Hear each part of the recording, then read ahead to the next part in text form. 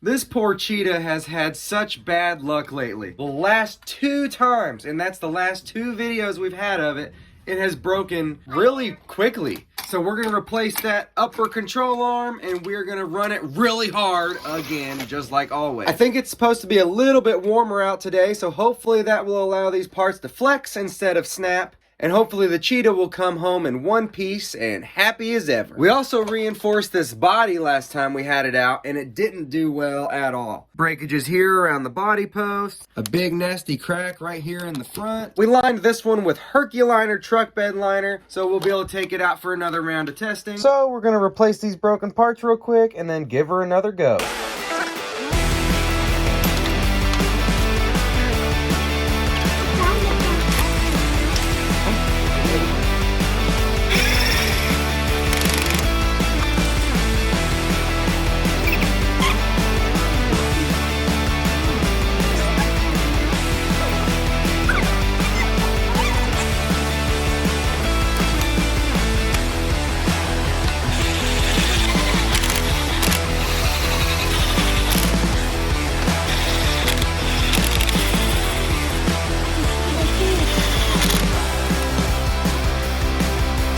Make sure you don't over tighten this ball in here because it will cause the suspension to bind. I usually tighten it snug and then back it off a little bit until she moves freely.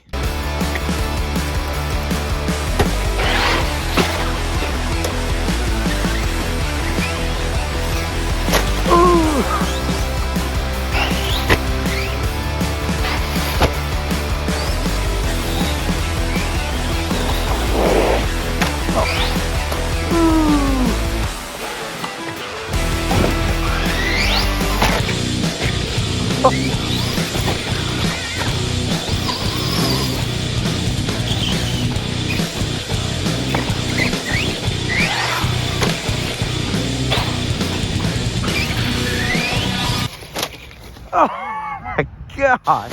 That's the second time a brand new link has broken within a few minutes. These new links must be junk. It's much harder to control this way.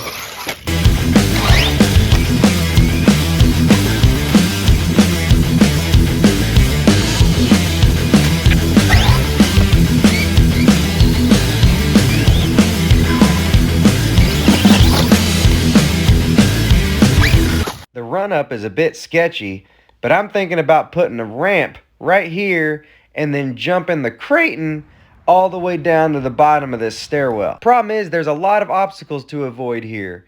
A trash can, a light post, and a whole bunch of trees. That is a lot of stairs. Maybe we'll do that for our 1,000 subscriber special. So if you want to see that, like this video and subscribe to the channel. So first off, do not use this stuff to beef up your RC car body shell. Because not only does it not help, it actually stiffens the body up and makes it crack much worse than it already would. And turns it almost into like a glass and it just shatters. We're just gonna fix this thing up with some duct tape real quick and keep on sending it. Well, I got it all taped up and then I noticed that we lost a wheel bearing. And I do not have wheel bearings because that's the first one to go out on this car. All of a sudden, these rear links have been a big issue. I'm afraid if I put a metal one on here, it's gonna break the chassis because they mount directly to a really thin portion of the chassis. The last 3 times that I've taken this Cheetah out, a part that has never broken before has broken. And we've had this thing for we're getting close to a year now. I'm just gonna have to say right now, it's the cold weather. It was still kind of chilly out this morning, but it is getting a little frustrating. So I'm gonna get these bearings ordered and we're gonna replace them all around all 4 corners. I am not gonna get the stock Cheetah bearings. I'm gonna get some higher quality ones. So to figure out which ones you need to get, you gotta measure them. Take the wheel off, loosen this itty bitty set screw. Push out the wheel hex pin, remove wheel hex, and pull out the axle. There's pieces of both bad bearings right there. We gotta pop the old outer races out of here. Now the inner bearing's outer race split in half. We gotta get it off. Normally that inner bearing would stay in the knuckle just like the front one did. Get these other broken parts off.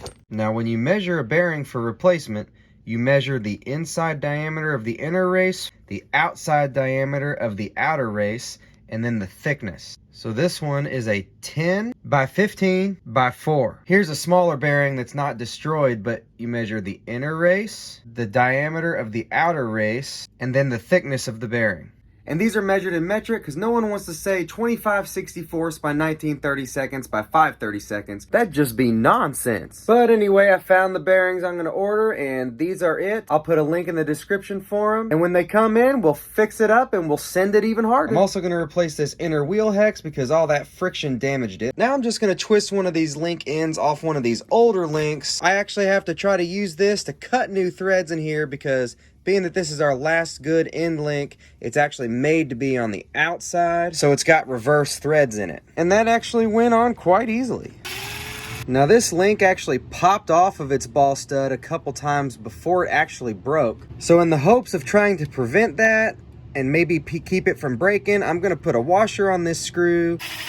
Now that washer does actually add a little bit of binding upon suspension movement, so I loosened the screw up a little bit. That washer needs to be there because this was popping off extremely easily. As usual, if it wasn't for these chassis bars that I made, this would have been even worse. Probably could have caused this a total loss. Luckily that didn't happen.